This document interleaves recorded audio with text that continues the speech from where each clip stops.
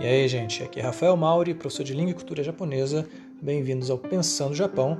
E nesse podcast a gente vai continuar a ler o livro História do Ensino da Língua Japonesa no Brasil. É um livro muito importante para quem estuda, o ensino de japonês, caso você seja professor ou pesquisador. E no último capítulo a gente viu que eles estão dividindo essa história do ensino da língua japonesa no Brasil em 3 partes: o pré-guerra, o pós-guerra e a atualidade, sendo que a atualidade, quando o livro foi escrito, é de 1980 a 1995. No caso do pré-guerra, ele dividiu em 2 partes, primórdios e período áureo, e dentro do primórdios ele dividiu em primeira fase e segunda fase. E aí no podcast anterior a gente viu sobre a primeira fase. E agora a gente vai ler aqui sobre a segunda fase dos primórdios do pré-guerra. Para quem não sabe, a gente está discutindo aqui qual era a função do ensino de japonês, qual era a ideologia que vinha por trás, quais eram os principais objetivos ao se ensinar japonês no Brasil. Então, bora lá!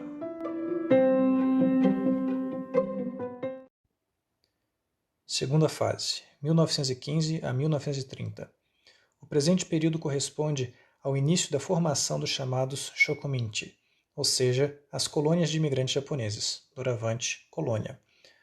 Uma vez terminado o contrato, assinado antes de sair do Japão para trabalhar como colonos, os japoneses agruparam-se, formando pequenas comunidades para sobreviver como agricultores independentes. Embora em número ainda reduzido, no começo da década de 1910 já se podia ver o imigrante inserido em atividades independentes. E quando o movimento de formação das colônias tornou-se ativo por volta de 1920, verificou-se a fundação das escolas de língua japonesa. Apresentaremos a seguir a situação do imigrante e do ensino da língua japonesa durante a segunda fase dos primórdios. Na colônia Hirano, um exemplo representativo da época, a situação do imigrante era esta. No ano de 1916, a partir de janeiro e fevereiro, quase todos os moradores da colônia foram atacados pela malária. Sem economias, com a assistência médica em situação desesperadora e com o organismo enfraquecido em consequências de trabalhos extremamente pesados e da desnutrição em alto grau causada pela pobreza da dieta alimentar. O surto da malária foi um acontecimento trágico, sem igual na história da colônia, ou mesmo da imigração, pois deixou inúmeras vítimas. A cremação se prolongou por 10 dias. Mas para os moradores da colônia, a desgraça não havia terminado. Em novembro de 1917, o ataque de gafanhotos destruiu toda a plantação, impedindo inclusive a locomoção de trens na linha noroeste. Em 1919, a produção do café ficou reduzida à metade, em virtude da grande seca que assolou a região. O mesmo pode não ter acontecido em todas as colônias, mas a situação parece ter sido semelhante. Na realidade, embora a maioria não apresentasse condições materiais nem espirituais para pensar em construir uma escola, verificou-se em algumas colônias a implementação do ensino da língua japonesa. Pode-se dizer que a fundação das escolas teve início, de uma maneira geral, na primeira metade dos anos 20, paralelamente à organização de suas vidas. Com relação ao ensino da língua, é preciso discorrer agora sobre os estatutos e os objetivos das associações japonesas que serviram de alicerce às escolas. No dia 10 de novembro de 1915, foi criada a Associação dos Residentes de Katsura, município de Iguapé, São Paulo, próximo a Registro, São Paulo, em cujo estatuto constava o objetivo de manter a amizade e cooperar na solução dos problemas em comum. Os estatutos das associações que viriam a ser fundadas posteriormente em outras colônias mantiveram os mesmos objetivos, sendo consenso que a principal atividade deve estar voltada à educação das crianças. Isto é, o grande objetivo das associações respondia ao forte anseio do imigrante em educar seus filhos, a um fim de que esses estivessem munidos do espírito japonês e preparados linguisticamente para quando retornassem ao Japão. Esse pensamento corresponde exatamente ao desejo do imigrante que trabalhava nas fazendas como colono no início do ciclo migratório ao Brasil. Por outro lado, por volta de 1919, verificou-se uma pequena transformação nas diretrizes do ensino de japonês, levado a efeito pelas associações. Quais mudanças ocorridas na política educacional e quais as suas possíveis causas?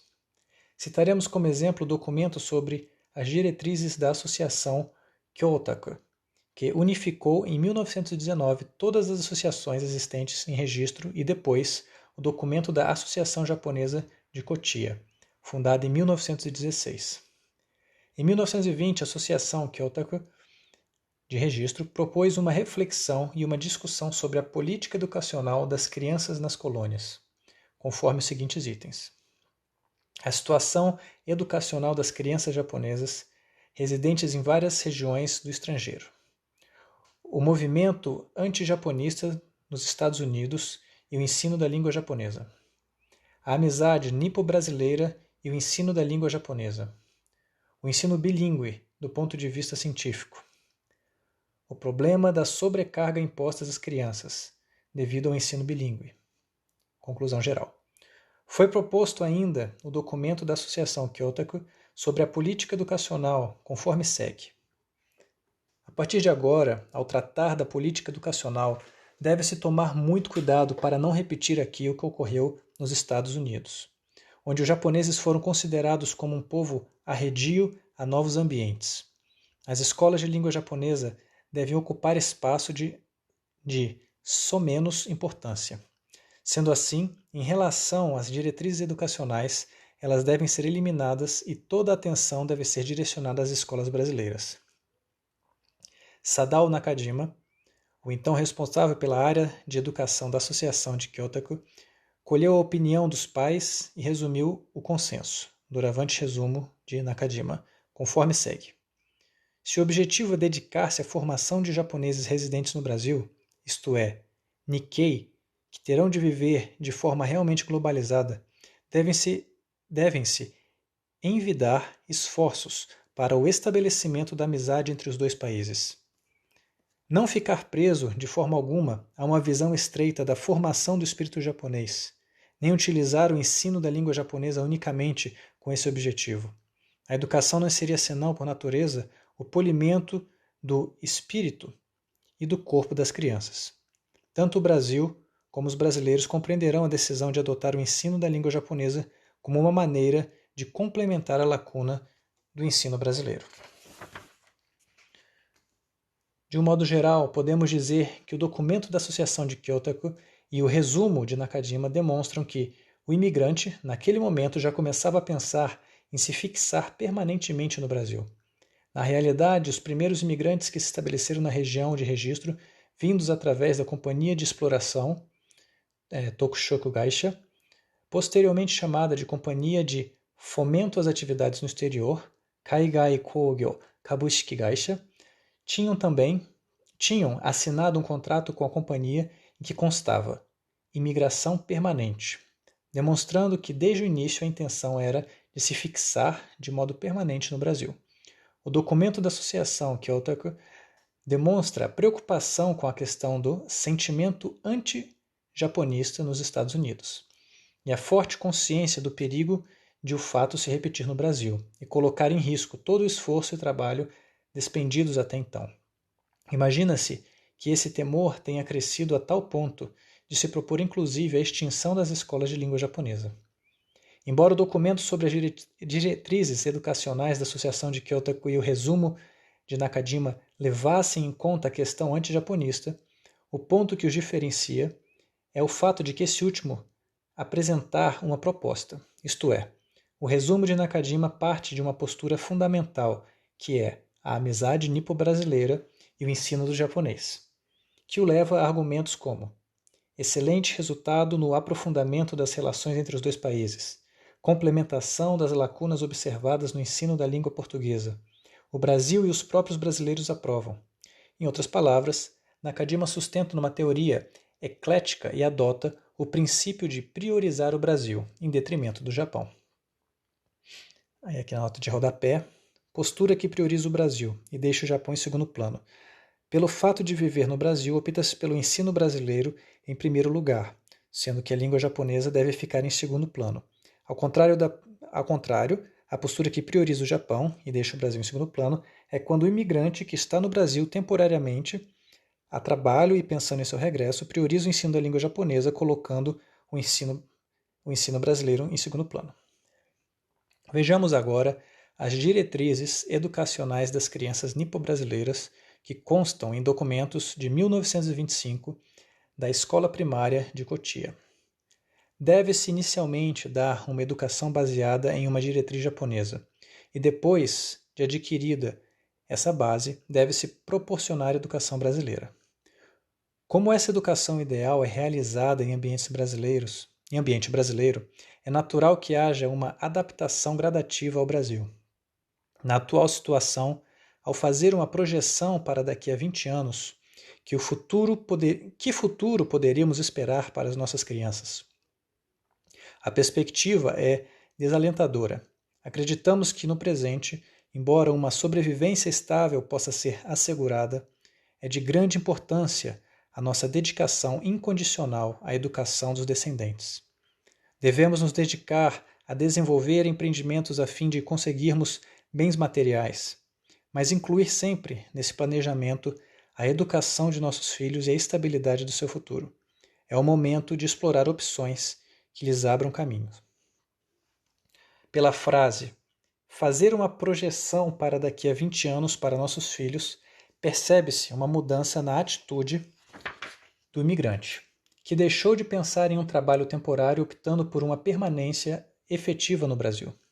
E, embora nesse documento de Cotia a questão educacional seja tratada de maneira abstrata ou conceitual, pois é menos objetiva do que as preocupações da Associação Kyotaku ou o resumo de Nakajima, as palavras adaptação gradativa ao Brasil podem ser entendidas, se não exatamente, como uma afirmação que propõe uma integração total dos japoneses ao Brasil, ao menos como uma atitude que prioriza o Brasil em relação ao Japão. No mesmo ano de 1925, em outubro, Shiko Mabuchi, professor da Escola de Cotia, teceu, em reunião, o seguinte comentário sobre educação e ensino. Receber uma educação baseada no amor e na aproximação ao Brasil seria para os nossos filhos a suprema felicidade. Portanto, desde já temos que educá-los preparando-os para uma atuação satisfatória para os próximos 20 ou 30 anos. Para quem cresceu num país livre e tranquilo como o Brasil, não se pode imaginar quão angustiante seria ter que morar no Japão, levando uma vida desgastante sob violenta competição pela sobrevivência. Os que desejam a felicidade de seus filhos devem orientá-los para permanecer no Brasil até a morte, tendo esse país como seu verdadeiro lar. Esse argumento também está atrelado à ideia de permanecer definitivamente no Brasil. Podemos dizer que a postura de Shiko Mabuchi é a de um educador que, ao observar os descendentes adaptando-se à vida brasileira, afirma que eles seriam mais felizes permanecendo no Brasil do que regressando ao Japão. 2 anos depois, em 1927, o mesmo Shiko Mabuchi lançou A Teoria sobre a Educação dos Descendentes Nipo-Brasileiros, sendo o seguinte o seu conteúdo. Considerando a realidade da educação no Brasil, devemos, em nome da felicidade dos nossos filhos e do futuro do nosso povo, clamar pela necessidade de uma educação complementar. Vamos apoiar o ensino brasileiro, dedicando-nos particularmente à educação moral das crianças, na esperança de formar bons brasileiros que sejam o elo entre o Brasil e o Japão. Tanto essa teoria de Mabuchi como a sua fala de 1925, transcrita anteriormente, demonstram a perspectiva de um educador que observa a situação real dos descendentes e considera a estada do imigrante como permanente. É um pedido veemente para que o consulado japonês convença seu país de que, para dedicar-se à educação moral, na esperança de formar bons cidadãos unindo o Brasil e o Japão, era preciso capacitar os professores de língua japonesa do Brasil e melhorar o seu ensino, e argumenta sobre a importância do ensino complementar aos descendentes, principalmente para que professores de português possam compreender a peculiaridade do povo japonês. A educação dos descendentes deve ser orientada pelo próprio imigrante, pois um dos requisitos é que o conselheiro educacional das associações japonesas tenha vivido na colônia e seja alguém que tenha suportado no mínimo 3 a 4 anos de trabalho na colônia, puxando a enxada. Isso demonstra que a educação dos descendentes incluía-se não só a manutenção da cultura dos japoneses, mas também a consciência de ser filho de imigrante. Qual teria sido, na época, a postura do governo japonês em relação à formação dos filhos de imigrantes? O historiador Masaru Kojima teceu o seguinte comentário sobre a política migratória do Japão, durante o congresso realizado no Japão em 1979. Pode-se entender que a migração japonesa ao estrangeiro tenha se desenvolvido de modo desordenado, pois não se observa um critério definido nem mesmo com relação ao seu destino. Isto é, se não fosse possível ir para a América do Norte, iria à América do Sul. Se não fosse possível ir para a América do Sul, iria à Manchúria. E se não fosse possível ir para a Manchúria, iria aos mares do Sul. Se isso for verdade, pode-se imaginar que não havia nenhuma política definida. E o ciclo migratório ao Brasil poderia ser apenas uma das táticas para diminuir o número de bocas no Japão. E, em assim sendo, a educação dos descendentes seria um assunto relegado ao abandono. Isso se faz transparecer inclusive nos pedidos de Mabuchi junto ao governo japonês. Porém, com o surgimento do movimento anti-japonista nos Estados Unidos por volta de 1915 a 1920, fica clara a preocupação do governo japonês em relação à educação dos descendentes em além-mar. O que o alto comando do governo japonês pensava em relação à educação nos fins dessa segunda fase dos primórdios? Em 19 de julho de 1925, no discurso de inauguração das novas instalações da Escola Primária de Cotia, o representante consular Shichiro Haraguchi disse: "O sentimento de lealdade ao império e amor à pátria não deve ser algo ensinado aqui no Brasil. É necessário que a educação seja alicerçada de acordo com as leis deste país, tendo como pano de fundo o ambiente brasileiro." Em 1927, o diplomata Yamazaki, representante do Japão no Peru, declarou: "É necessário que o ensino da língua espanhola seja privilegiado, pois sabemos o quanto será proveitoso se no futuro pudermos nos dedicar às várias atividades como reais peruanos, e o quanto seremos felizes se permanecermos neste país que oferece uma vida mais fácil que o Japão. Devemos valorizar a língua espanhola, sendo que a escola de língua japonesa é colocada em segundo plano. Ensinar virtudes do povo japonês é extremamente bom, mas não se deve implantar a visão limitada de um país insular. Devemos formar crianças capazes de amar o Peru e que se dediquem à sociedade local." Aos imigrantes que estavam decididos a permanecer definitivamente em seus respectivos países de imigração, os discursos das autoridades acima eram plenamente aceitáveis. Entretanto, o mesmo não acontecia àqueles que haviam sido educados sobre o lema lealdade ao império e amor à pátria, e que tinham ainda em mente uma estada curta de Dekaseki. Antes de passarmos ao que disse o cônsul Hachiro Arita sobre a educação dos descendentes no Havaí, vamos falar rapidamente sobre a situação do imigrante diante do movimento anti-japonista nos Estados Unidos, que clamava, no início de 1900, pela americanização. Ao longo da década de 1910, o movimento intensificou-se. Em 1919, foi aprovada a lei cercando o uso da língua japonesa no Havaí, culminando em 1924 com a legislação que proibiu a entrada de imigrantes japoneses nos Estados Unidos. Em meio a essa situação, em fevereiro de 1915, o cônsul Hachiro Arita, representando o governo japonês, declarou o seguinte, durante a comemoração da fundação da Associação Educacional do Havaí: "Reconheço naturalmente a necessidade do ensino da língua japonesa aos filhos dos compatriotas no Havaí. Mas, na minha opinião, a educação não deve estar direcionada para a formação do japonês. A educação deve estar de acordo com o país receptor para evitar desgastes mútuos. Em assim sendo, a realização da educação japonesa em países de além-mar será motivo de atrito, e insistir nessa postura poderá resultar em discórdia internacional, deixando as crianças desnorteadas e, em última instância, resultar na anulação do direito à cidadania de seu país de nascimento. Isso seria levar os descendentes de meus compatriotas a uma situação desfavorável. Aqui na nota de rodapé, no Havaí encontra-se o maior contingente de imigrantes japoneses. Entre 1821 e 1932, entraram no Brasil 4 milhões e 400 mil imigrantes, enquanto os Estados Unidos receberam 34 milhões e 200 mil, sendo que grande maioria se instalou no Havaí. Ok. Acredita-se que todas as 3 declarações acima estejam em conformidade com a postura do governo japonês.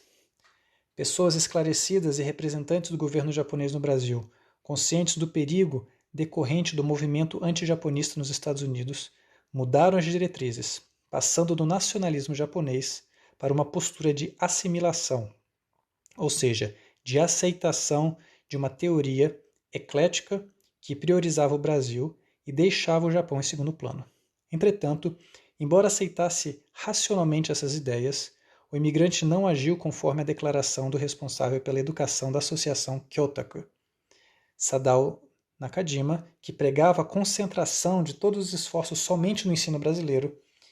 Em cada uma das aglomerações dentro das colônias foram realizadas reuniões para saber a opinião dos pais em geral, chegando à conclusão de que no interior de nossas casas, o ensino da língua japonesa se faz absolutamente necessário.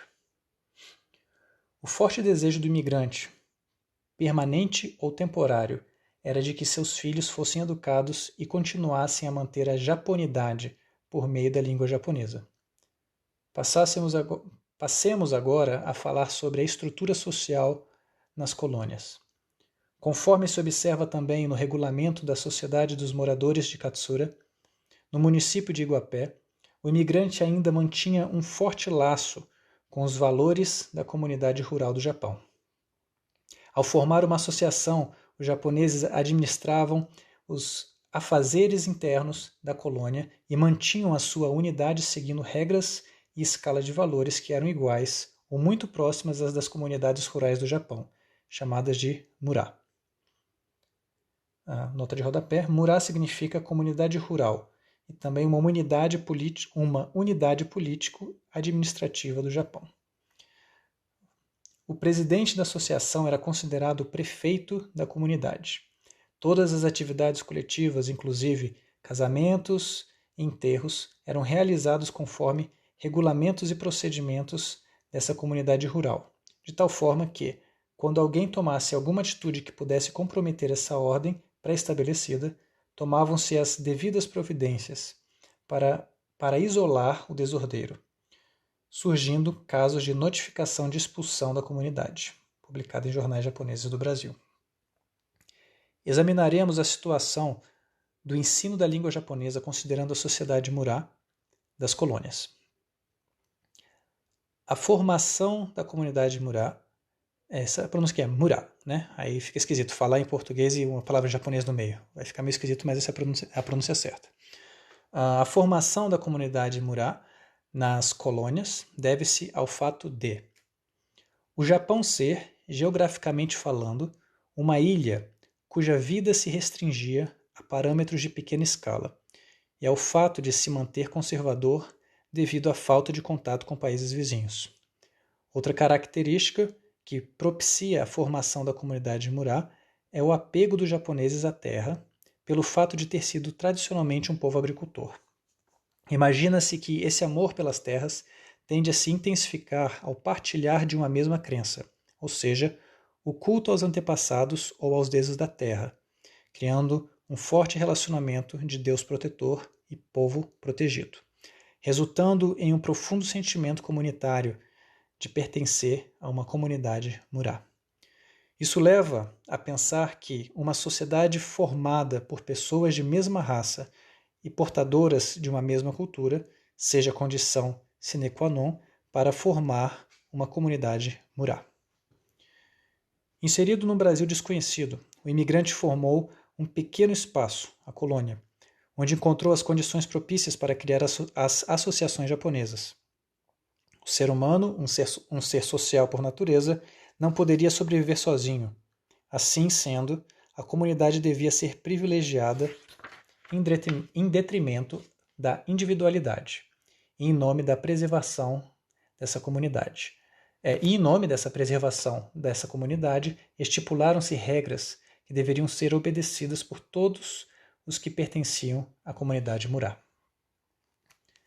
Entretanto, uma cultura sobrevive fortemente somente no seu local de nascimento, não sendo possível a sua manutenção em terras estranhas.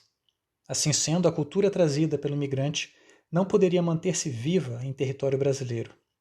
Como todo ser humano, o imigrante, incapaz de sobreviver sem a sua cultura, teve que recriar aqui uma sociedade, uma comunidade rural, aos moldes do Japão, um mini Japão, para poder viver em espaço estrangeiro.